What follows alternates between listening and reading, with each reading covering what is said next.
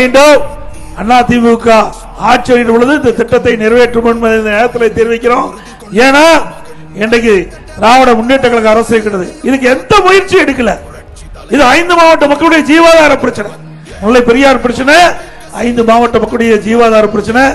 இந்த மாவட்ட மக்கள் எல்லாம் முல்லை பெரியார் அணையுடைய நீரை நம்பித்தான் விவசாயிகளும் பொதுமக்களும் இருக்கின்றாங்க.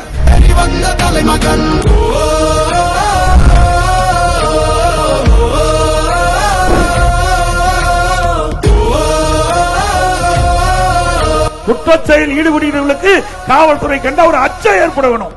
ஆனா திராவிட முன்னேற்ற கழக ஆட்சியில அனைத்துக்கும் காவல்துறையில தலையீடு அதிகமா இருக்கின்றன, அரசியல் தலையீடு அதிகமா இருக்கின்றன. காவல்துறையுடைய கையில் கட்டப்பட்டு இன்றைக்கு காவல்துறை செயலற்று இன்றைக்கு தமிழகத்திலே பார்க்கப்படுகிறது. அதிமுக ஆட்சிக்கு வந்தா சட்டத்தின் ஆட்சி நடக்கும்.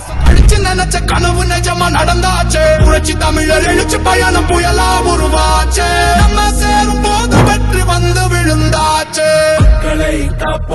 2011 2021 வரைக்கும் 10 ஆண்டு காலத்தில் அனைத்து இந்திய அண்ணா திராவிட முன்னேற்ற கழக ஆட்சியில 17 அரசு மருத்துவக் கல்லூரி மருத்துவமனை கொண்டாந்து இன்றைக்கு நம்முடைய ஏழை மக்களுக்கு அற்புதமான சிகிச்சையை கொடுப்பதற்கு நடவடிக்கை எடுத்த அரசு அதிமுக அரசாங்கம்.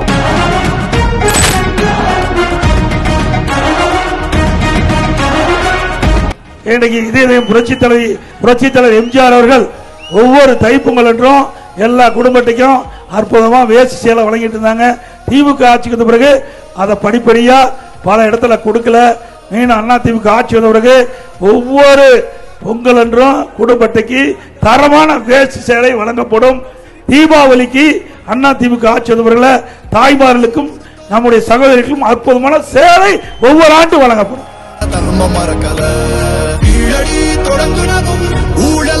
மக்களை தமிழகத்தை ஸ்டாலின் மாடல் அரசு, ஃபெயிலியர் மாடல் அரசு. Bye bye Stalin. மாற்றம் காணத்தானே மக்கள் போராடி ஒரு பேர் காக்க வருது, அது எங்க எடப்பாடி.